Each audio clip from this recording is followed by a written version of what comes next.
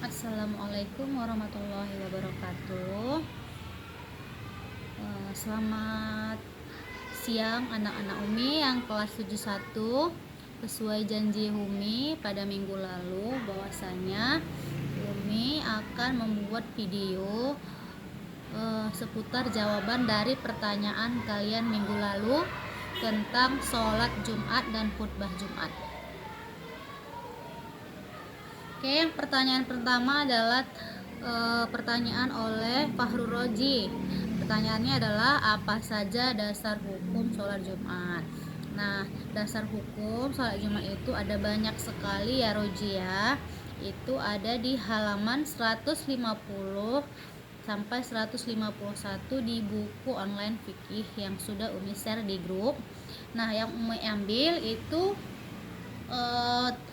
firman Allah dalam Quran surat Al-Jumu'ah ayat 9 yang artinya, hai orang-orang yang beriman, apabila diseru untuk menunaikan sholat Jumat, bersegeralah kamu mengingat Allah dan tinggalkanlah jual beli. Itu dalam Quran surah Al-Jumu'ah ayat 9. Nah, di dalam Quran surah Al-Jumu'ah tersebut sudah diperintahkan bahwasanya jika sudah diserukan seruan untuk menunaikan sholat Jumat, maka bersegeralah kamu dan tinggalkanlah jual beli. Nah, di situ sudah ditegaskan bahwasanya sholat Jumat itu memang wajib dan perlu untuk setiap muslim yang khususnya untuk laki-laki ya. Itu tadi dasar hukumnya dalam Quran surat Al-Jumu'ah ayat 9. Nah, oke, yang pertanyaan kedua itu oleh Repa Ananda. Pertanyaannya, apakah sah sholat jika khatib sedang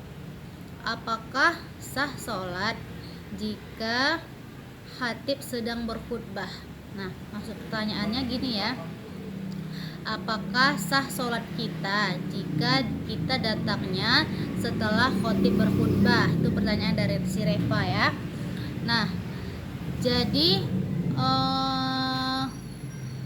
setelah ditentukan itu, coba nanti kalian perhatikan syarat sah sholat Jumat. Syarat sah sholat Jumat itu adalah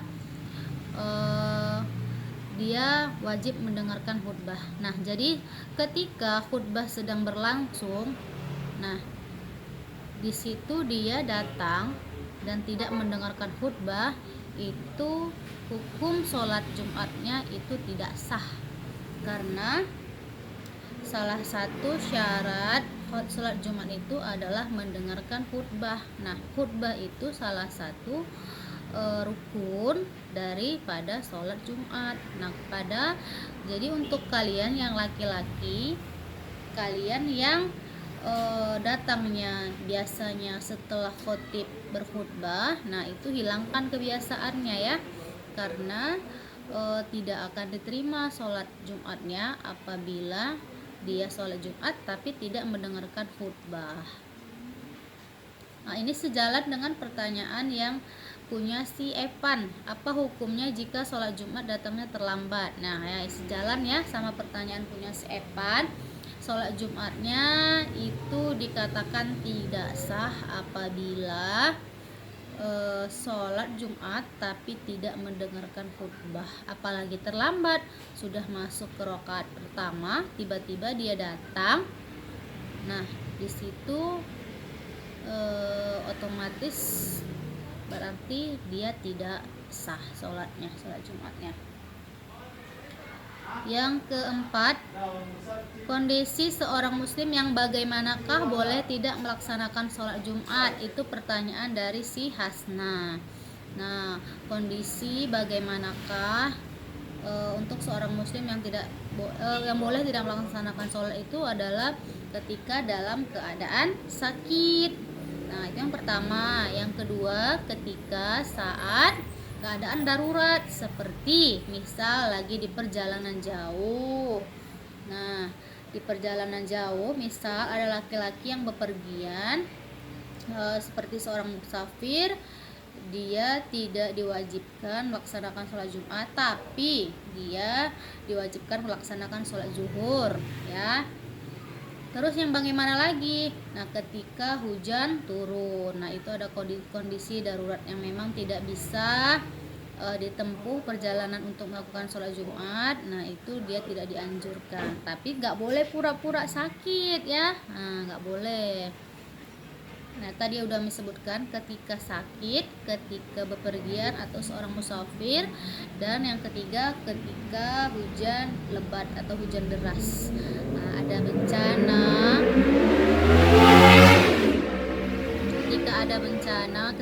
Ketika ada musibah, nah itu tidak diwajibkan melaksanakan sholat Jumat ya. Pertanyaan yang ke-5, sebutkan 3 larangan dalam melaksanakan sholat Jumat. Yang pertama, bercakap-cakap atau bercerita ketika saat khutbah berlangsung.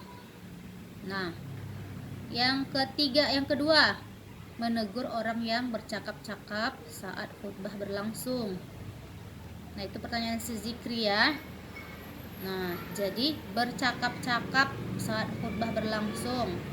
Menegur orang bercakap-cakap saja dia sudah tidak sah, sudah batal.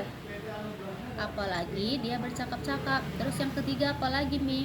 Yang ketiga, nah ini sering terjadi ya, mengganggu orang yang sedang sholat atau sedang mendengarkan khutbah ya, itu tidak boleh. 3 larangan dalam melaksanakan sholat Jumat.